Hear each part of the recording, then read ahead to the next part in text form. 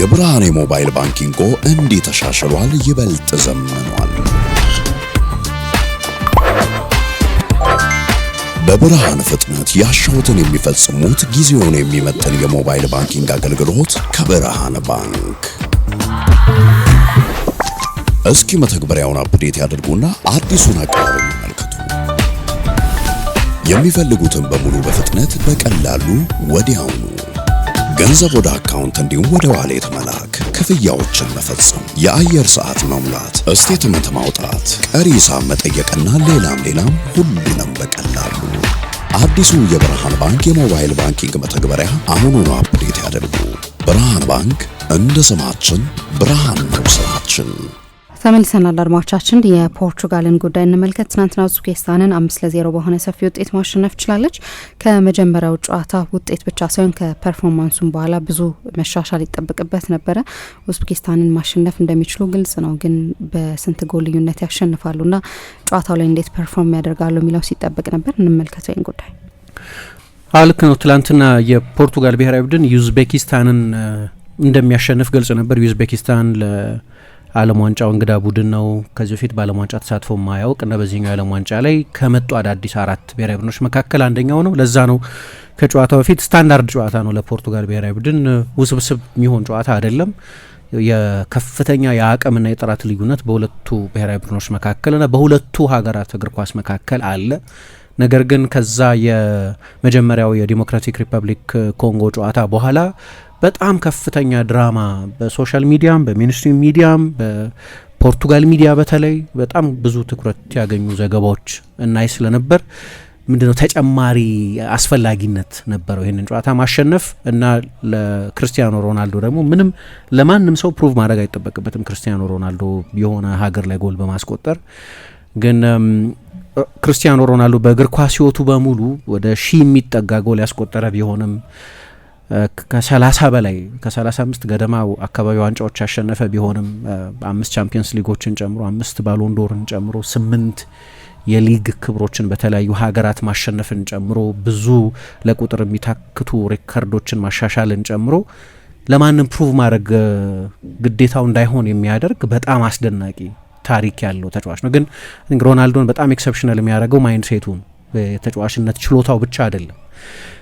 እውነተኛ ኦብሰሽኑ እውነተኛ ሌት ከእንቅልፍ የሚያባን ነው። አንደኛው ነገር የሚመስለው ያሉት እነዚህ ሁሉ ክብሮችና ሌሎች በርካታ የግልና የቡድን ድሎቹ እንዳሉ ሆነው እነዛን ሁሉ በቂ እንዳይመስሉ ማድረግ የሚችልበትን አዲስ ባር ከፍ አድርጎ ይሰቅላል። አዲስ ማይልስቶን ይፈልጋል። በጣም የተጠሙ አትሌቶች መደበኛ ጠባ ይሄኛው ይመስለኛል። በእግር ኳስም በጠቅላላው በስፖርቱ ታሪክም ያሉ ትልልቅ አትሌቶች ልክ ለ22 ዓመት ለ23 ዓመት በእንደዚህ አይነት ሰክሰስ ለመቆየት ሁልጊዜ አዳዲስ ማይልስቶን መፈለግ ያስፈልጋል እና አዲስ ማይልስቶን ነው ለሱ 6ኛ የዓለም ዋንጫ ላይ እየተጫወተ ነው። ይሄ በራሱ ከዚህ በፊት ተደርጎ ማያውቅ ነው። ጊየርሞ ኦቾዋ እና ከሊዮኔል ሜሲ ጋር ይህንን አድርጎታል። ኦቾዋ እንኳን አልተጫወተም፣ ግን ሜሲ 6 የዓለም ዋንጫ ላይ በመጫወት ከሮናልዶ ጋር ሁለተኛው ተጫዋች ነው። ሁለቱ አንድ ላይ ይህንን አድርገውታል። ስለዚህ ይሄ አዲስ ማይልስቶን ነው።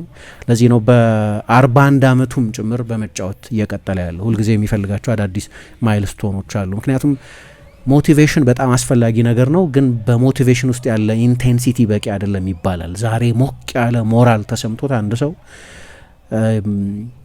በጣም ትልቅ የሚመስል ነገር ሊያደርግ ይችላል።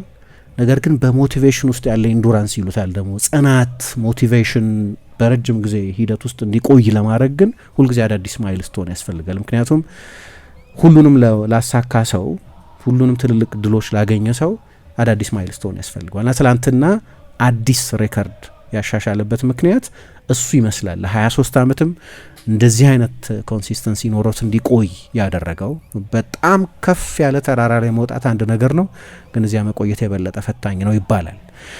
ይሄ ቡድን አሁንም ትኩረቱ ሮናልዶ ነው።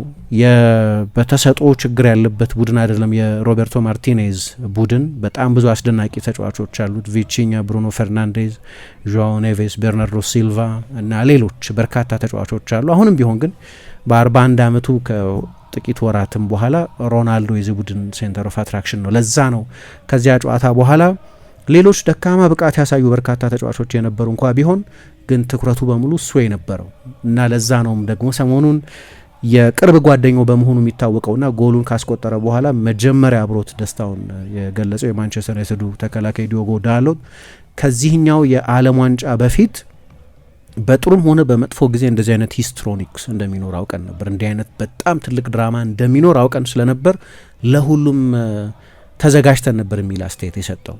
ሮናልዶ ጥሩ ተጫውቶ ቢሆን ሃትሪክ ሰርቶ ቢሆን በጣም ከፍተኛ ትኩረት ያገኝ ነበር መጥፎ በተጫወተም ቁጥር። ለዛ ነው የፖርቱጋል ተጫዋቾችን በጣም ኢኖሰንት የሆነ አስተያየት ሚስ ኢንተርፕሬት ሰዎች ያደረጉት እንጂ የተጫዋቾቹ ሀሳብ መጥፎ ከሆነን ሁላችንም ነው መጥፎ የሆን ነው እንጂ አንድ ተጫዋች ብቻ አይደለም። እሱ ከቡድኑ አባላት መካከል አንደኛው ነው። ከዛ የበለጠ ጫና መኖር የለበትም፣ ሁላችንም ነው መጥፎ የተጫወት ነው የሚል ችግር ካለ የቡድን ችግር ነው የሚል በኋላ በጣም በተዛባ ሁኔታ ለትርጉም የተጋለጡ አስተያየቶችን የሰማ ነው እና ሰዎችም በቁንጽል በጥራዝ ነጠቅነት ተጫዋቾቹ ላይ ሲዘምቱ ያየ ነው። ቺኮ ኮንሴሳኦ ተመሳሳይ ነገር ነው ያለው። ጆአው ኔቬስ ተመሳሳይ ነገር ነው ያለው እና የተጫዋቾቹ ሀሳብም እሱ ነው። በቃ ዲስፕሮፖርሽኔት የሆነ ትችት ነው የተሰነዘረው እና ችግር ከሆንን ሁላችንም ነን ችግር የሆን ነው፣ የአንድ ሰው ችግር ብቻ አይደለም ነው አስተያየታቸው የነበረው እና ለዚህኛው ግን ትላንትና በጎሎች መልስ ሰጥቷል። ሮናልዶ ሁልጊዜ ሲያደርገ የቆየው እሱን ነው።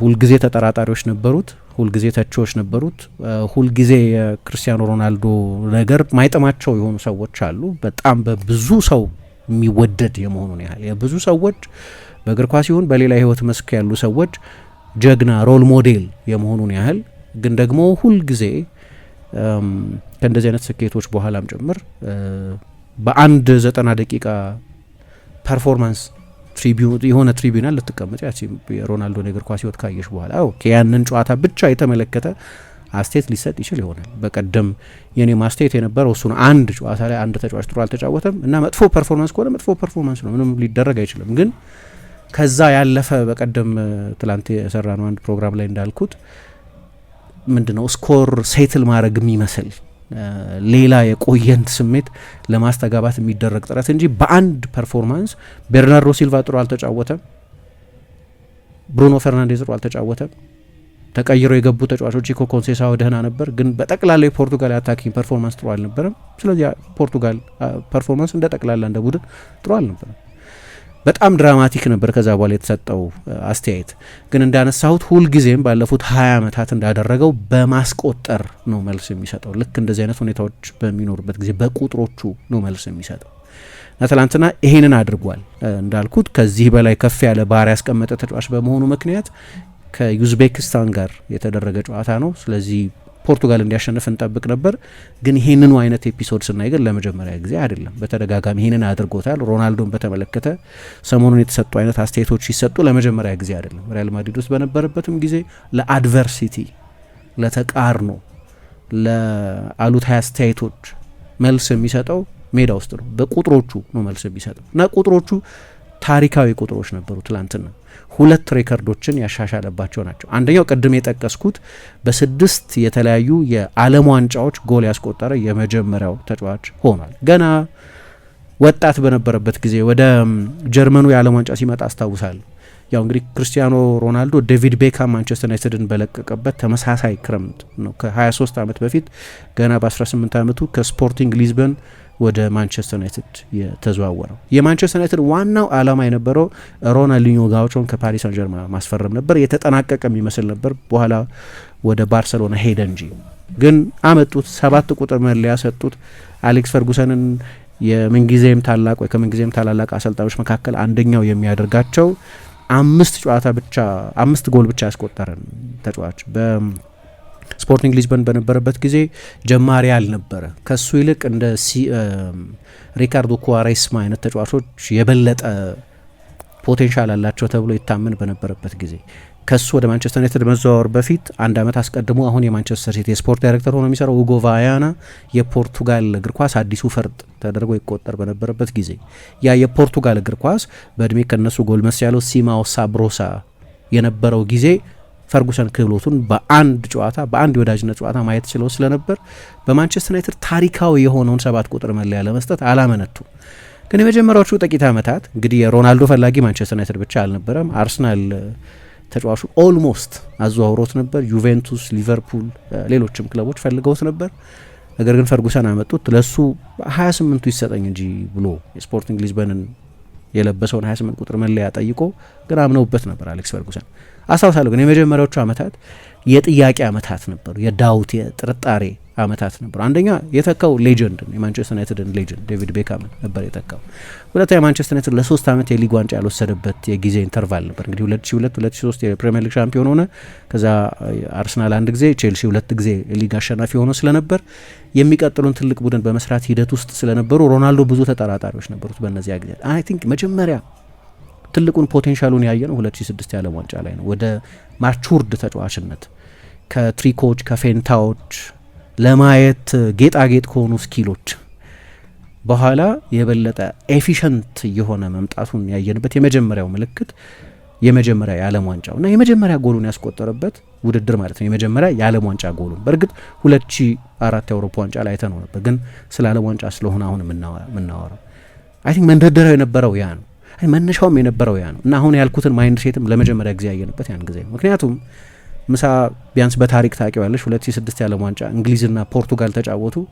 የቡድን ጓደኛው ዋይን ሩኒ ሪካርዶ ካርቫሎን በመርገጡ ምክንያት በቀይ ወጣ። ግን በቀይ እንዲወጣ አርቢትሩን ሆራሲዮ ኤሊዞንዶ የሚባሉ አርጀንቲና አርቢትር ነበሩ። እሳቸውን ገፋፋቸው በሚል ሩኒም ተበሳጨበት፣ የእንግሊዝ ፐብሊክም ተበሳጨበት፣ የእንግሊዝ ብዙሃን መገናኛዎችም ተበሳጩበት። እንዲያውም ወደ እንግሊዝ አልመለስም ብሎ ወደ ሪያል ማድሪድ ለመዛወር የመጀመሪያውን ከፍተኛ ጥረት ያደረገው ያን ጊዜ ነው። ፋቢዮ ካፔሎ በአደባባይ እየወጡ፣ ራሞን ካሌሮን በአደባባይ እየወጡ ሮናልዶን እንፈልጋለን ያሉበት፣ ግን አሌክስ ፈርጉሰን ተጫዋቹን ለማሳመን ወደ ፖርቱጋል ጭምር የሄዱበት እና ወደ በዩናይትድ ያቆዩበት ጊዜ ነው። ለምንድነው ግን ያንን ማይንድ ሴት ማንሳት የፈለግኩት? አይ ቲንክ የመጀመሪያው ፍሬት የመጀመሪያው ምልክት ያየ ነው እንደተመለሰ የመጀመሪያዎቹ ጨዋታዎች ላይ ቢያንስ ግን በሲዝኑ በሙሉ በአብዛኛው ማንቸስተር ዩናይትድ ከሜዳ ውጪ ጨዋታ ባደረገ ቁጥር በዛ ስፔሲፊክ ኢንሲደንት ምክንያት በኋላ እንደሰማ ነው ሩኒ የእንግሊዝ ብሔራዊ ቡድን ከስቴዲየሙ ሲወጣ በነበረው አውቶቡስ ላይ ሆኖ ጭምር ነው ቴክስት ያደረገለት። የፖርቱጋልን ጥቅም ነው ዲፌንድ ታደርግ የነበረው፣ ምን ለእንግሊዝ ያንን ተመሳሳይ ነገር ያደርግ ነበር፣ ምንም ችግር የለውም ብሎ ቴክስት ያደረገለት ሩኒ እዛው አውቶቡስ ውስጥ በነበረበት ጊዜ ከዛው ስቴዲየም ሲወጣ በስልኩ ነበር ይላሉ ሪፖርቶች። በሁለቱ መካከል ችግር አልነበረም። ነገር ግን የእንግሊዝ ብዙሃን መገናኛዎች በጣም ድራማ የሆነ ቴክ ነበራቸው ከዚያ ጨዋታ በኋላ። በተለይ ሩኒ በቀይ ከወጣ በኋላ ተጠባባቂ ወንበር ላይ ወደ ተቀመጡት የፖርቱጋል ብሔራዊ ቡድን ተጠባባቂ ተጫዋቾች ፊቱን አዙሮ አደረግነው የሚል ምልክት አሳይቶ ስለነበር ግን ያኔ ያ ሲዝን ተጀመረ። በእያንዳንዱ ከሜዳ ውጭ በተደረገ ጨዋታ ኢነሚ ፍሮም ዊዝን ተብሎ በእኛ ውስጥ ያለ ጠላት ተብሎ በእያንዳንዱ ከሜዳ ውጭ በተደረገ ጨዋታ ሮናልዶ ኳስ በነካ ቁጥር ይጮህበት ነበር እና የሮናልዶ የመንደርደሪያው ሲዝን ደግሞ ያ ሲዝን ነው። ሁል ጊዜ ይሄ አድቨርሲቲ በሚኖርበት ጊዜ፣ ተቃርኖ በሚኖርበት ጊዜ ያንን ማይንድ ሴት ሲያሳይ ይኖራል። አዲስ ነገር አይደለም። የትላንትናው ሪስፖንስ ሜዳ ውስጥ ነው ሪስፖንስ ሲያደርገ የቆየው ለአመታት እና ሙሉ የእግር ኳስ ኬሪየሩን እንዳየ ሰው ብዙ ጊዜ አይተናቸዋል። እነዚህ ከመነሻው እስከ ትላንት ምሽት ያለውን ሙሉን ኬሪየር እንዳየ ሰው የመነሻውን የስፖርቲንግ ሊዝበን ጨዋታ የትላንትናውን የኡዝቤኪስታን ጨዋታ እንዳየ ሰው ከክህሎትም በላይ ክህሎት ብዙ ተጫዋቾች አላቸውና ከክህሎት በላይ አይ ቲንክ ሮናልዶን ጃይንት የሚያደርገው ማይንድ ሴቱ ጭንቅላ አስተሳሰቡ እና ለእንደዚህ አይነት አድቨርሲቲ የሚሰጠው መልስ ነው። ሜዳ ውስጥ ነው መልስ የሚሰጠው እና ቴክኒካሊ ያሉ ችግሮች የበለጠ ከፍ ካለ ካሊበር ካላቸው ቡድኖች ጋር የበለጠ እናየዋለን። ችግሩ በቀደም የነበረው ችግር ሙሉ ለሙሉ ተፈቷል ለማለት ለብዙ ቡድኖች ግን ይሰራል። ይሄ ለፈረንሳይ ብሔራዊ ቡድን አሁን በትክክል ጀጅ ማድረግ አልችልም። ከኢራቅ ጋር ነው ለምሳሌ የተጫወቱት በቀደም። ከሴኔጋል ጋር በጣም ከባድ ችግር ነበረባቸው። ለምሳሌ ሁለቱ አጋማሽ ላይ ጥሩ ነበሩ። ስለ ብዙ ቡድኖች ማለት ይችላሉ። እንደዚህ ሁሉም ቡድኖች ከፍ ካለ ካሊበር ጋር ሲጫወቱ የዋንጫ ማቴሪያል አለው ወይ ቡድን የሚለውን በተመለከተ ማለት አልችልም። ትላንት ጨዋታውን ካየን በኋላ ከዩዝቤኪስታን ጋር ነው የተጫወቱት። ግን ደግሞ ሬከርዶች አሻሽሏል። ቅድም እንዳልኩት 6 የተለያዩ የዓለም ዋንጫዎች ላይ ለዛ ነው ሞቲቬሽን ውስጥ ያለ ሎንጄቪቲ በዛ የተመሳሳይ የፍላጎት መጠን፣ የረሃብ መጠን፣ የድል መጠን፣ የሬከርድ የቁጥሮች የታሪክ ፍላጎት መጠንን ለሁለት 10 ዓመታት ማቆየት አይ ቲንክ በጣም ስፔሻል ኳሊቲ ነው። አንደኛው ሬከርድ እሱ ነው። ሁለተኛው ሬከርድ በፖርቱጋል ታሪክ እስከ ትላንትና ድረስ 8 የዓለም ዋንጫ ጎሎች ነበር ያስቆጠረው። ዩሴቢዮ ነበር ባለ ሬከርዱ 9 የዓለም ዋንጫ ጎሎች አስቆጥሮ ስለነበር በእርግጥ ዩሴቢዮ አንድ ጨዋታ ብቻ ነው አንድ የዓለም ዋንጫ ብቻ ነው የተጫወተው። በአንድ የዓለም ዋንጫ ነው 9 ጎሎች ያስቆጠረው። ግን እስከ ትላንትና ድረስ ክርስቲያኖ ሁለተኛ ነበር ከዩሴቢዮ ቀጥሎ። ሮናልዶ መምጣት በፊት የፖርቱጋል ትልቁ የእግር ኳስ ሌጀንድ የሚባለው በእርግጥ በጣም በርካታ ትልልቅ ፖርቱጋሊያን ተጫዋቾችን ታሪክ ያሳየን ቢሆንም ግን ዩሴቢዮ ነበር ትልቁ ሌጀንድ የነበረው። ሮናልዶ የሱን ሬከርድም አልፏል ትላንትና። ምክንያቱም 2 ጎሎች 10 የዓለም ዋንጫ ጎሎችን እንዲያስቆጥር አድርገውት ስለነበር።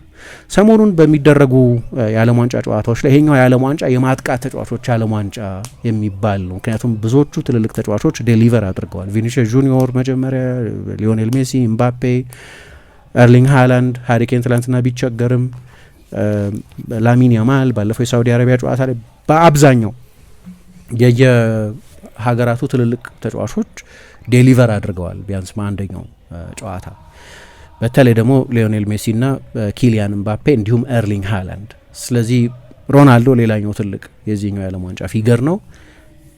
ትላንትና እዚህ ድግስ ውስጥ ተቀላቅሏል ማለት ነው እና ከጨዋታው መነሻ ጀምሮ ያንን ምንድነው ፖይንት ፕሩቭ የማድረግ ከጨዋታው በኋላም ተናግሯል በግልጽ በጋዜጣዊ መግለጫዎች ላይ ለካሜራው ወደ ካሜራው ተጠግቶ ተመልሻ ያለው አያም ባክ ያለበትን በሌሎች ከጨዋታው በኋላ በሰጣቸው ቃለ ምልልሶችም ላይ በተደጋጋሚ እንደተናገረው ለሱ በጣም አስፈላጊ ነበር።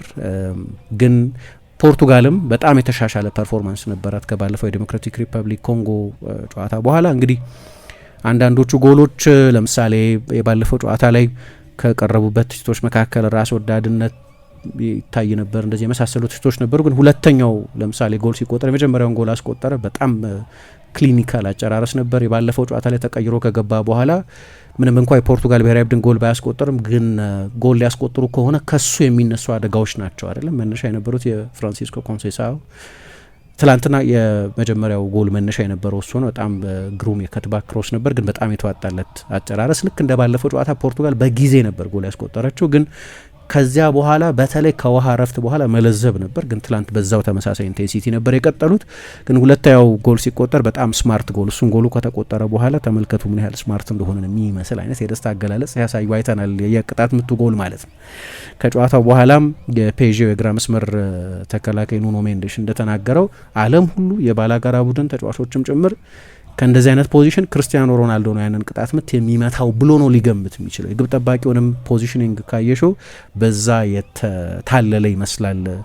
አቡኮቪድ ኔማቶቭ የሚባለው ግብ ጠባቂያቸው በኋላ በራሱ ላይ ጎል አስቆጥሯል። አንደኛው ጎል ሲቆጠር ግን የቅጣት ምቱ ላይ የሮናልዶን ፖዚሽኒንግ ከዚህ በፊት ቅጣት ምት ከመምታቱ በፊት የሚወስደውን የትኩረት ጊዜ፣ አንዳንድ ቅጣት ምቶች ላይ ደግሞ ለራሱ የሚላቸው ነገሮች አሉ። ራሱ በአንድ ቃለ ምልልሱ ላይ እንደተናገረው አያም ቤስት ይህንን ቅጣት ምት አስቆጥሯል የሚል ለራሱ የሚነግረው ንግግር አለ ሲናገር እናያለን በአንዳንድ ቅጣት ምቶቹ ላይ እና ልክ ክርስቲያኖ እንደሚያደርገው አይነት የቦዲ ፖስቸሩም ትኩረቱም ከዚህ በፊት ባየነው ልማድም ሮናልዶ ቅጣት ምቱን የሚመታው ይመስል ነበር። ምክንያቱም በእርግጥ ለግራ እግር መቼ የበለጠ የሚስማማ ቦታ ላይ ነው ቅጣት ምቱ የተገኘው። ከርል አድርጎ ጎሉን ለማስቆጠር እንደዚህ ጠቅልሎ ለመምታት የበለጠ ለአንግሉ የሚመቸው ለግራ እግር መቼ ነው። ግን ብሩኖ ዞር ካለ በኋላ ለሌላኛው የፖርቱጋል ብሔራዊ ቡድን ቅጣት ምት መቼ ብሩኖ ፈርናንዴዝ ነው ለሱ የተወው ነበር ይመስል የነበረው። በእርግጥ ሜንዴስ ስለነበር ግን የቅጣት ምት ስፔሻሊስት በመሆን የምናውቀው ተጫዋች አይደለም። ትልቅ ትሪክ ነች እቺ እና ጎሉን አስቆጠረው። ግብ ጠባቂ ወደ ቦታው እስኪመለስ ድረስ ለሰከንድ ክፋይ ሌት ስለነበር ጎሉ ተቆጠረ እና የሚመስለው የአእምሮ ትሪክ ነው። ክርስቲያኖ ይመታዋል የሚል ኤክስፔክቴሽን ነው የነበረው። ሁለተኛው ጎል የተቆጠረው በዚያ መንገድ ነው እና ለብሩኖ ለሜንዴሽ ኳሱን ትቶለታል ማለት ነው እና ልክ ጎሉን ካስቆጠረ በኋላ እቺ አመልካች ጣት ኢንዴክስ ፊንገር የምትባለውን ለጭንቅላቱ እያሳየ ያንን ትሪክ በተመለከተ ምልክት ሲያሳይ አይተነዋል እና በኋላ ደግሞ 10ኛ የዓለም ዋንጫ ጎሉን አስቆጥሯል። ከጨዋታው በኋላ በጣም ደስ ብሎኛል፣ ግን ዋናው ነገር እንደ ቡድን ጥሩ መጫወታችን ነው። በጣም ተሻሽለናል ከባለፈው ጨዋታ በኋላ። ሬከርዱ በጣም ጥሩ ነው ብሏል፣ የዩሴቢዮን ሬከርድ። ግን ዋናው ቡድኔን ማገዜ ነው፣ እሱ ነው የበለጠ የሚያሳስበኝ የሚል አስተያየት ሰጥቷል። ያንን ሰሞኑን የነበረውን ትችት በተመለከተ ቁጣ እንዳለ ግልጽ ነው። ራሱም ተናግሯል። እውነተኛ ሀቀኛ መሆን ካለብኝ ጨለማ ሳምንት ነበር ብሎ ነው የገለጸው። ያለፈውን ሳምንት ዳርክ ሳምንት ነበር የነበረው ብሏል። አሁን እውነተኛውን የመናገር ካለብኝ ያንን ማለት ፈልጋለሁ ብሏል። ስለዚህ ከዛ ንዴት ጋር እንደተጫወተ ያስታውቃል። በጨዋታ ውስጥ በሙሉ የነበረው ሞቲቬሽን የፖርቱጋል ብሔራዊ ቡድን አሰልጣኝ ሮቤርቶ ማርቲኔዝ ከዛ ጨዋታ በኋላ በተለይ በፖርቱጋል ፕሬስ ጠቅላላ ትኩረት ያገኘ ነው የባለፈው የዴሞክራቲክ ሪፐብሊክ ኮንጎ ሮናልዶ ከ1 ቢሊዮን በላይ የሶሻል ሚዲያ ተከታይ ያለው በዓለም ላይ the most famous አትሌት የመጀመሪያው እግር ኳስ ተጫዋች ቢሊዮነር በዓለም ላይ በጣም ከፍተኛ ትኩረት ለሚያገኙ ክለቦች የተጫወተ የራሱ ብዙ ተከታዮች በእግር ኳስም ከእግር ኳስም ውጪ ያሉ ብዙ ተከታዮች ያሉት ፌመስ ሰው ነው እና በዛ ምክንያት አጀንዳ መሆኑ አይቀርም። እና ታስታውሽ እንደሆነ የዲዮጎ ዦታ ቀብር ላይ ባልተገኘበት ጊዜ ምክንያቱን ተናግሯል። ያ በቃ በጣም የሚያሳዝን ትራጀዲ ያጋጠመበት ክስተት ነው እና ያ የወደቀ ወታደራችን በክብር ነው መሸኘት ያለበት። የኔ መገኘት ግን እኔ በተገኘው ቁጥር የሚኖረውን ድራማ ታውቃላችሁ እና ያንን ማስቀረት ስለፈለግኩ ነው ብሎ በኋላ ተናግሯል። ለምሳሌ ያንን አይነት ምንም ባደረገ ቁጥር ትኩረት የመሳብ ነገር አለ እና በዛ ምክንያት እና በዛ ፐርፎርማንሱ ምክንያት የባለፈው ጨዋታ ላይ በነበረ ፐርፎርማንስ ምክንያት ሮበርቶ ማርቲኔዝን አስቀምጠው የሚሉ አስተያየቶች የሚሰጡ ብዙ ጸሐፊዎች አይተናል። ሰሞኑን ብዙ የሀገሩ ሰዎችም ጭምር ብዙ አስተያየቶች ይሰጡ አይተናል። ግን እሳቸው ከጨዋታው በፊት በነበራቸው ጋዜጣዊ መግለጫ ላይ የማያወላዳ መልስ ነበር የሰጡት። በኋላ ይሄ ውሳኔያቸው ትክክል ነው አይደለም፣ ፖርቱጋል እንደምትጓዝበት ርቀት የሚወሰን ሜዳ ውስጥ ቡድኑ እንደሚኖረው ስኬት የሚወሰን ነው፣ አናላይዝ እናደርገዋለን። ከዛ በኋላ እንዳለ ሂደቱን በተመለከተ ሰዎች የፈለጉትን አይነት አስተያየት ሊሰጡበት ይችሉ ይሆናል። ግን ከጨዋታው በፊት ግን ሮናልዶ አለቃ ነው እና ሜዳ ውስጥ እንፈልገዋለን፣ እሱ ሜዳ ውስጥ ሲኖር የተሻለ ቡድን እንሆናለን፣ ይህንን ከዩዝቤኪስታን ጋር በሚደረግ ጨዋታ ያረጋግጣል የሚል አስተያየት ሰጥተው ነበር። ስለዚህ ለነዛ አይነት ለነበሩ ጫናዎች ለሚሰጡ አስተያየቶች ምንም አይነት እጅ የመስጠት ምንም አይነት ለምሳሌ ፌርናንዶ ሳንቶስ አድርገውታል ከ3 ዓመት ተኩል በፊት እንደምታውቂው ተደርጎ ያውቃል። እና እሳቸው ግን ይህንን አይነት መልስ ሰጥተዋል። አይ ቲንክ አንድ ባንጠራጠረው ነገር የፖርቱጋል ናሽናል ትሬዠር ነው በስፖርቱ ብቻ ሳይሆን ከዚህ በፊት አንድ በጣም እሱን በተመለከተ መወደው አንድ ሪሰርች አለ ሳባዶ የሚባል የእግር ኳስ መጽሔት አይደለም፣ የፖለቲካ የማህበራዊ ጉዳዮች የኢኮኖሚ ጉዳዮች የሚጽፍ በጣም ትልቅ የፖርቱጋል መጽሔት ነው እና ባለፉት 900 ዓመታት ፖርቱጋል ከነበሯት ትልልቅ ሌጀንዶች መካከል የስፖርት ሌጀንድ ብቻ 100 ዓመት አይሞላውም ፖርቱጋል ውስጥ እግር ኳስ የመጨረሻው ትልቁ ሌጀንድ በሚል ጥናት ተሰርቶ ነበር። የ900 ዓመት የ1 ሚሊኒያ ማለት ነው የ1 ሚሊኒየም ማለት ነው እና የመጀመሪያው በ12ኛው ክፍለ ዘመን ላይ የነበሩ ፖርቱጋልን ከሊዮን ቀኝ አገዛዝ ነጻ ያወጡ አፎንሶ ኤንሪክ የሚባሉ ቀዳማዊ ንጉስ ናቸው። እሳቸው በፖርቱጋል ያለፉት 9 ዓመታት ታሪክ ትልቁ ፖርቱጋላዊ በሚል ብዙ ሰው ድምጽ የሰጣቸው ሰው ናቸው። ከዛ እኚህ ሰው ሳንታሬምና ሊዝበንን የተቆጣጠሩ ያሸነፈ እነዛን ትልልቅ መራር ጦርነቶች ሲያሸንፉ የዛ ጦርነት መሪ የነበሩ ናቸው። ቀጥሎ ሉዊስ ቫስ ዴ ካሞኤስ የሚባል በ16ኛው መቶ ክፍለ ዘመን የነበረ በብራዚል እና በፖርቱጋል ስነ ጽሁፍ ውስጥ አቻ የሌለው ገጣሚ የሚባል የፖርቱጋሉ ሼክስፒር፣ ሚልተን፣ ቮንደል፣ ሆሜር፣ ቨርጅል፣ ዳንቴ የሚሉት አይነት ትልቅ ፊገር ነው። እሱ ደግሞ በተመሳሳይ አይነት አድናቆት በሁለቱም የሉዞፎን ሀገራት በትልልቆቹ የሉዞፎን ሀገራት ፖርቱጊዝ የሚነገረው በሁለቱ ሀገራት ብቻ አይደለም፣ ግን ሁለቱ ትልልቅ ተናጋሪዎች ፖርቱጋል ለረጅም ጊዜ ብራዚል ቀኝ ገዢ ስለነበረች ማለት ነው። በተመሳሳይ አክብሮት የሚወደስ ሼክስፒር የሼክስፒር እኩሌታ አድርገው የሚቆጥሩት ነው በእነሱ። ከዛ ሌላኛው ሰው በፖርቱጋል የመጀመሪያው በነጻ ምርጫ የተመረጠ የሚባሉት መሪ ራማልሆ ኤኜስ የሚባሉ ናቸው። በፖርቱጋልም ብዙ ዴሞክራሲያዊና የኢኮኖሚ ሪፎርሞችን ያደረጉ ሰው የሚባሉ ናቸው። ፖርቱጋልንም ወደ ዩሮፒያን ኮሚኒቲ እንድትገባ የገፋፉ ሰው ናቸው። ፖርቱጋል እንደምታውቂው ምንም እንኳ በ15ኛው በ16ኛው ክፍለ ዘመን ከዓለም ትልልቅ ሱፐር ፓወሮች መካከል አንደኛው የነበረች ቢሆንም ነገር ግን ከአውሮፓ ድሃ ሀገራት መካከል እንዳንዷ የምትቆጠር ነች እና የኚህ ሰው የኢኮኖሚ ሪፎርሞች በተለይ በጣም አስፈላጊ የነበሩ። ከነሱ ቀጥሎ የሚመጣው ክርስቲያኖ ሮናልዶ ነው። አሁን ምን ያህል ጃይንት ፊገሮች እንደሆኑ ተመልከች። ፖርቱጋልን ነጻ ያወጡ፣ በፖርቱጋል የመጀመሪያው በነጻ ምርጫ በዴሞክራሲያዊ ምርጫ የተመረጡ መሪ አሁን 90 ዓመታቸው ነው እሳቸው እና ታላቅ ገጣሚ፣ ታላቅ የስነ ጽሁፍ ሰው፣ ሁለት ትልልቅ ሀገራት ውስጥ በቀዳሚነት የሚጠቀሰው። ከሱ ቀጥሎ እንደ ማሪዮ ሱዋሬስ አይነት ሰዎች አሉ።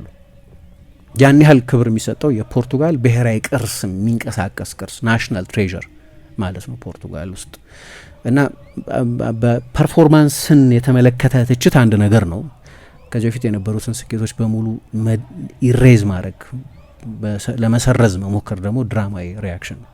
ጎሎቹ ዋጋ ያላቸው ናቸው። እንግዲህ ትላንትና በ95 የተለያዩ ጨዋታዎች ጎል ያስቆጠረበት ጨዋታ ነው። ለፖርቱጋል ብሔራዊ ቡድን መጫወት ከጀመረበት ጊዜ ጀምሮ 80 ጨዋታዎች ላይ ቡድኑ አሸንፏል። ከነዛ መካከል የጎሎቹ ዋጋ በጣም ከፍተኛ ነው። የመጀመሪያውን ጎል ያስቆጠረበት ጨዋታ ነው። በድጋሚ እሱ ጎል ካስቆጠረ 7 ጨዋታ ብቻ ነው የተሸነፉት ከ95ቱ ጨዋታዎች ማለት ነው። ከፍ ያለ ሳምፕል ነው።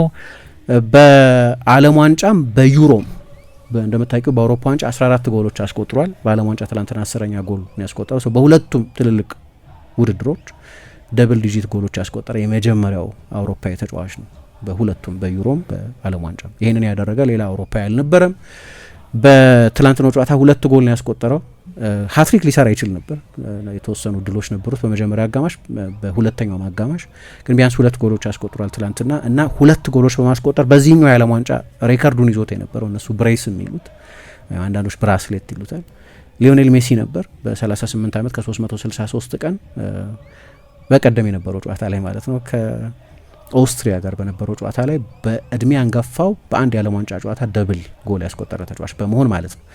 በማግስቱ ሮናልዶ ትላንትና እድሜው 41 ዓመት ከ138 ቀን ነበር። ይሄ ሬከርድ ነው። በዚህ እድሜ 2 የዓለም ዋንጫ ጎሎችን በአንድ ጨዋታ በማስቆጠር የዩሴቢያን ሬከርድ አሻሽሏል። ቅድም እንዳነሳሁት በጠቅላላው በዓለም ዋንጫ ታሪክም በእድሜ ሁለተኛ አንጋፋ ጎል አስቆጣሪ ሆኗል። ሮጀር ሜላ 1990 የዓለም ዋንጫ ላይ በ42 ዓመት ከ39 ቀን ጎል አስቆጥሮ ነበር። አይ ቲንክ ሮናልዶ ከሮጀር ሚላ ቀጥሎም ሁለተኛው በእድሜ አንጋፋ አውትፊልድ ተጫዋች ነው። 41 ዓመት ከ138 ቀን ቅድም እንዳነሳው ሰው በጣም ትልልቅ ቁጥሮች ነበሩት። ፋቢዮ ካናቫሮ ነው የዩዝቤኪስታን ብሔራዊ ቡድን አሰልጣኝ። ወደ ጨዋታው ሊመለሱ የሚችሉበት አንድ አጋጣሚ ነበራቸው። የፖርቱጋል ብሔራዊ ቡድን በክርስቲያኖ እና በሜንዴሽ ጎሎች 2-0 መምራት ከጀመረ በኋላ አዚዚዮን ጋኒየቭ የሚባል ተጫዋቻቸው በጣም አስደናቂ ጎል አስቆጥሮ ነበር እና ለአፍታ ውጤቱ 2-1 ሆኖ ነበር። ነገር ግን ጎሉ ሲቆጠር በነበረው ፕሮሰስ ላይ ጥፋት ተሰርቶ ስለነበር ጆ ካንሴሎ ላይ አርቢትሩ በቪአር ማየት ነበረባቸው እና ጎሉ ተሽሯል እንጂ 2-0 እየተመሩ ነው ጎሉን ያስቆጠሩት። ግን ለነሱ ምን ማለት እንደሆነ የምታውቂው የመጀመሪያ የዓለም ዋንጫ ጎላቸው ሊሆን ይችል ስለነበር ሴሌብሬሽኑ በጣም የተሟሟቀ ነበር። ግን በግልጽም የሚታይ ጥፋት ተፈጽሞ ስለነበር ጎሉ ተሽሯል ማለት ነው እና ድንቅ ጎል ነበር ወደ ጨዋታው ሊመለሱ የሚችሉበት። ከዛ በኋላ ግን ያንን ሰስፔንስ ሁሉ የሚገድል ጎል ፖርቱጋል ብሩኖ ፈርናንዴዝ ለክርስቲያኖ ሰጥቶት ጎሉ ተቆጥሮ ፖርቱጋል የመጀመሪያውን አጋማሽ 3-0 እየመራች ነበር የወጣችው።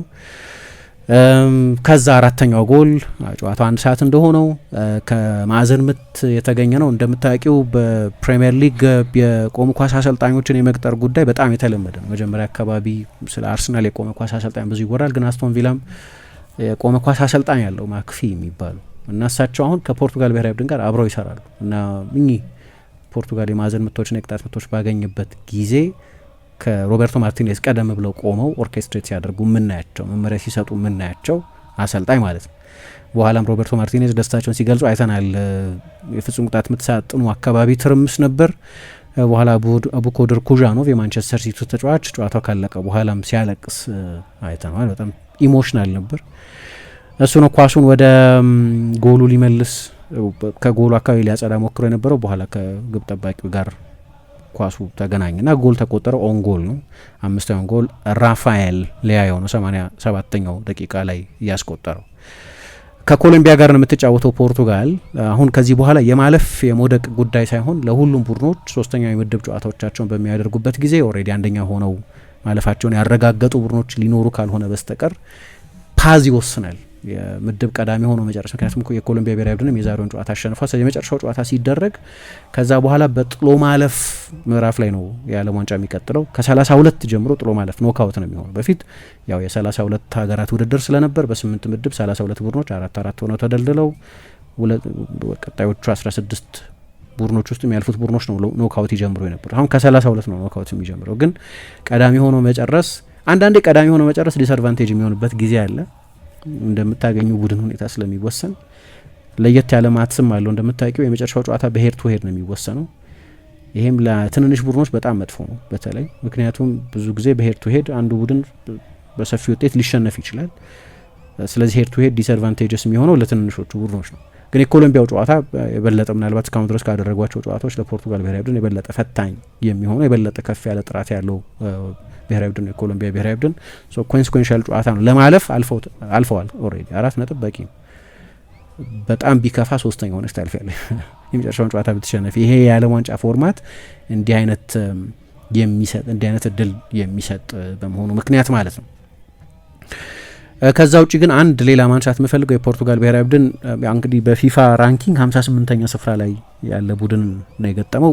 ሌላ ግን አንድ መጥቀስ ያለብኝ ሬከርድ ሮናልዶ ስለ ቁጥሮችም ነው ስለ አስደናቂ ቁጥሮች በ11 የተለያዩ የሜጀር ቶርናመንት ጨዋታዎች ላይ ጎል አስቆጥሯል እስካሁን ድረስ።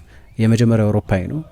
የርገን ክሊንስመን፣ ሚሮስላቭ ክሎሰ፣ ጄድራን ሻኪሪ በ6 የተለያዩ ቶርናመንቶች ላይ ዓለም ዋንጫና የአውሮፓ ዋንጫን ማለት ነው ጎል በማስቆጠር ያሉ ተጫዋቾች ግን 6 ናቸው። 6 የተለያዩ እሱ 11ኛ የተለያየ ውድድሩ ላይ ነው ጎሉን ያስቆጠሩት። በጣም አስደናቂ ቁጥሮች ናቸው እነዚህ ሁሉ ቁጥሮች። በጨዋታው ላይ 7 ሙከራዎች አድርጓል። በዓለም ዋንጫ ጨዋታ ከዚህ የበለጠ ሙከራ ያደረገባቸው ጨዋታዎች 2 ጨዋታዎች ብቻ ናቸው። በ2010 ከብራዚል ጋር፣ በ2014 ከጋና ጋር በተደረጉ ጨዋታዎች 8 ሙከራዎች ሞክሮ ነበር። ግን በዓለም ዋንጫና በሜጀር ቶርናመንቶች ላይ ጎል ማስቆጠር ያስፈልገው ነበር። አንደኛው የነበረው ክርክር ወደ ዓለም ዋንጫው በመጡበት ጊዜ በማጣሪያ ጨዋታዎች ደግሞ ከዓመት በፊት በነበሩት የኔሽንስ ሊግ ጨዋታዎች ጀርመንና ስፔን ላይ በግማሽ ፍጻሜና በፍጻሜ ያስቆጠራቸውን ጎሎች ጨምሮ ጠቃሚ ጎሎች አስቆጥሯል በቅርብ ጊዜ ለፖርቱጋል ብሔራዊ ቡድን። ግን በኢንተርናሽናል ውድድሮች ላይ በተለይ በትልልቆቹ ኢንተርናሽናል ውድድሮች ላይ 10 ተከታታይ ጨዋታዎች ሆኖት ነበር ጎል ካስቆጠረ በኋላ ለሮናልዶ አይነት ተጫዋች በ10 ተከታታይ የዓለም ዋንጫና የአውሮፓ ዋንጫ ጎል አለማስቆጠር በጣም ረጅም ጊዜ ነው። ስለዚህ ጎልም ያስፈልገው ነበር። በጊዜ ገና በጥቂት ደቂቃዎች ውስጥ ነው ጎል አስቆጥሮ የጀመረው ትላንትና እና እንደ ቡድኑም ፐርፎርማንሱ በጣም ጥሩ ነበር። ግን አንድ ያየሁት እንዳልኩት የባላጋራው ቡድን መጠን ከፖርቱጋል ጋር የሚነጻጸር አይደለም ከፖርቱጋል ተጫዋቾች ክላስ ጋር። ግን የባለፈው ጨዋታ ላይ ችግር ነው ልለው አልችልም። ቤርናርዶ ሲልቫን የቡድኑ ችግር ነው ለማለት አልችልም። ቤርናርዶ ሲልቫን የመሰለ በጣም አስደናቂ ተጫዋች ግን በክንፍ ተጫዋችነት ግን አይሰራም። ችግሩ የነበረው እሱ ነው። ብዙ ጊዜ ክንፍ ተጫዋች ሆኖ ተጫውቶ ያውቃል ቀኝ ላይ። አሁን እኔ የበለፈውን ላይንአፕ ፖለቲካል ላይንአፕ ነው ነው በቃ የሀገሪቱን ትልልቅ የማጥቃት ተጫዋቾች በሙሉ አንድ ላይ የማጨቅ የበለጠ የሚሰራውን የቡድን ዳይናሚክስ ሳይሆን ቤርናርዶ ሲልቫ ትልቅ ተጫዋች ነው። ብሩኖ ፈርናንዴዝ ትልቅ ተጫዋች ነው። ጆአው ኔቬስና ቪቺኛ የቻምፒየንስ ሊግ አሸናፊ የሚድፊልድ ጥምረት ናቸው። ክርስቲያኖ ሮናልዶ ነው። ኦቪየስ የሆኑትን 11 ተጫዋቾች በማጥቃቱ በኩል የመረጡት ምናልባት ከዚህ ውስጥ እንደ ኦድማን አውት ለየት ያለው ብታስቀምጪው ብዙ ድራማ ማይፈጥረው የቼልሲው እሱም በጣም አስቸጋሪ ሲዝን ቼልሲ ባሳለፈበት ሲዝን 10 ጎል አስቆጥሯል። ለክንፍ ተጫዋች የሚናቅ ቁጥር አይደለም በፕሪሚየር ሊግ። ግን ፔድሮ ኔቶ ምናልባት ራፋኤል ሊያዮ ልታሰልፊ ትችላለሽ፣ ምናልባት ጆአው ፌሊክስ ልታሰልፊ ትችላለሽ እዛ ቦታ ላይ፣ ምናልባት ፍራንሲስኮ ኮንሴሳው ልታሰልፊ ትችላለሽ። አንዱ ቢሰለፍ ብዙ የሚያስገርም አይደለም። አይን ከቡድን ዳይናሚክስ አንጻር ግን በተለይ በሎ ብሎክ ከሚከላከል በ5 ተከላካዮች ከሚከላከል ቡድን ጋር ተጫውተው ተፈጥሯዊ የቀኝ ክንፍ ተጫዋች አልነበረም የተጠቀሙት እና ቤርናርዶ ሲልቫን ቀይሮ አስወጡት። 1v1 አሁን ማሸነፍ አይችልም፣ ወደ ውስጥ ነው የሚገባው። በሲቲ ማይተሹ እንደሆነ ጓርዲዮላ ብዙ ጊዜ የቀኝ ክንፍ ተጫዋች አድርጎ አይጠቀምበትም። እንዲያውም ኮንትሮለር አድርጎ የፖዛ ተጫዋች፣ ጨዋታ የሚቆጣጠር ጨዋታ የሚያሰክን ተጫዋች አድርጎ ነው የሚጠቀምበት። የበለጠ ቀኝ ተጫዋቹ ያውቃል። በሞናኮ በነበረበትም ጊዜ በሲቲ በብዙ ጨዋታዎች ላይ የቀኝ ክንፍ ተጫዋች ሆኖ ተጫዋቹ ያውቃል። ድሮም ቢሆን የፍጥነት ተጫዋች አልነበረም። ድሮም ቢሆን የባላጋራ ቡድንን የመስመር ተከላካይ በፍጥነቱና በፌንታው አልፎ የሚሄድ አይነት ተጫዋች አልነበረም። ግን 32 ዓመቱ ነው አሁን ይሄ ልጅ። ስለዚህ ከድሮም ባነሰ ፍጥነት ነው የሚጫወተው። ለዚህ ነው የበለጠ ሴንትራል ቦታዎች ላይ የሚጫወተው። የፈቀድሹ ቦታ ላይ የምታጫወቹ ተጫዋች ቢሆንም በተለይ ልክ ባለፈው ዴሞክራቲክ ሪፐብሊክ ኮንጎ እንዳደረገው እንደዛ አይነት የ5-4-1 እና በጣም ጥልቅ የመከላከል ቅርጽ በሚኖርበት ጊዜ አንድ ለአንድ የባላጋራ ቡድንን የመስመር ተከላካይ ኤሊሚኔት ማድረግ የሚያስችል ክህሎት ያለው ተጫዋች ያስፈልጋል። ለዛ ነው ቺኮ ኮንሴሳኦ በዛ በሁለተኛው አጋማሽ በጣም የተሻለው የፖርቱጋል የማጥቃት ተጫዋች የነበረው እና የተወሰኑትንም ደህና የጎል እድሎች የፈጠረው እሱ ነው። አሁን ቤርናርዶ ሲልቫ እዛ ጨዋታ ላይ ሴፍ ነው ሲጫወት የነበረው። 18 ፓሶች ነው ያቀበለው እዛ ጨዋታ 17ቱ ተሳክተዋል። ግን ሄደሽ የፓሲንግ ኔትወርኩን ብታይ በሙሉ ወደ ሴንትራል ቦታዎች ይደረጉ የነበሩ ወደ ኋላ ሪሳይክል የማድረግ ፖሴሽን የነበረው እና የቡድኖቹ የጥራት አይነት የመከላከል አይነት በጣም የተለያየ ቢሆንም ግን ኮንሴሳው መሰለፍ በጣም አስፈላጊ ነበር። በሙቭመንት አንጻር ደግሞ ዦአው ፌሊክስ ትላንትና ጀምሯል። ረጅም ጊዜ አብረው ተጫውተዋል። ግን በሳውዲ አረቢያ በዚህ በተጠናቀቀ የውድድር ዘመን የሳውዲ ሊግ ቡድኑ ሲያሸንፍ አይ ቲንክ ከ31 ጨዋታዎች ላይ 28ቱ ላይ አብረው ተሰልፏል ሁለቱ ተጫዋቾች። የሳውዲ ሊግ ነው ነው ግን ቁጥሮቹ በጣም አስደናቂ ቁጥሮች ነበሩ ዦአው ፌሊክስ ቁጥሮችም። የሱ ሙቭመንትም በጣም አስፈላጊ ነበር። እንግዲህ አንዳንድ አሰልጣኞች በብሔራዊ ቡድን ጨዋታዎች ላይ የበሰለ የተዋሃደ የተቀናጀ ቡድን ለማቅረብ ጊዜው የማይፈቅድ በመሆኑ ምክንያት በክለብ ተሞክሮ የሰራን ቅንጅት በብሔራዊ ቡድን መድገም ይፈልጋሉ።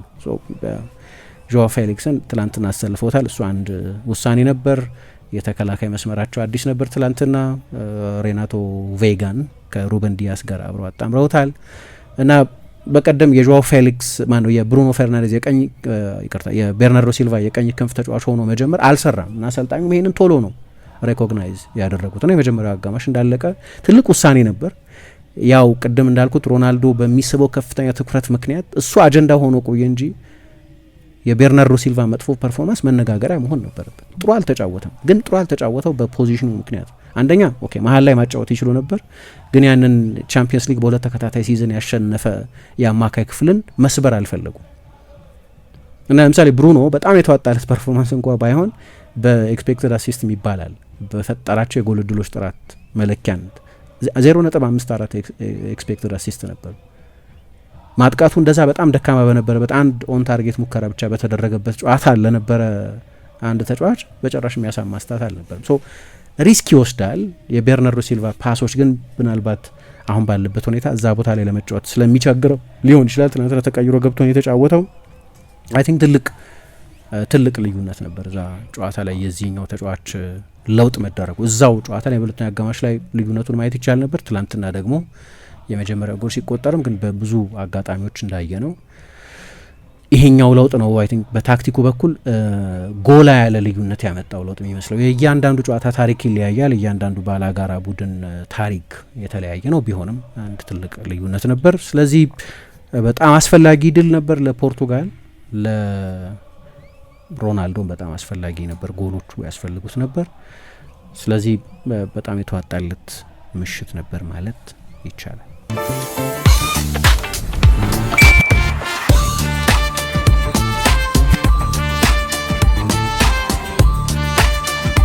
የብርሃን የሞባይል ባንኪንጎ እንዲህ ተሻሽሏል፣ ይበልጥ ዘምኗል።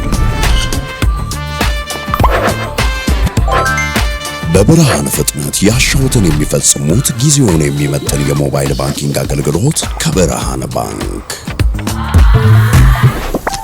እስኪ መተግበሪያውን አፕዴት ያድርጉና አዲሱን አቀራረብ ይመልከቱ። የሚፈልጉትን በሙሉ በፍጥነት በቀላሉ ወዲያውኑ ገንዘብ ወደ አካውንት እንዲሁም ወደ ዋሌት መላክ፣ ክፍያዎችን መፈጸም፣ የአየር ሰዓት መሙላት፣ ስቴትመንት ማውጣት፣ ቀሪ ሂሳብ መጠየቅና ሌላም ሁሉንም በቀላሉ። አዲሱ የብርሃን ባንክ የሞባይል ባንኪንግ መተግበሪያ አሁኑኑ አፕዴት ያድርጉ።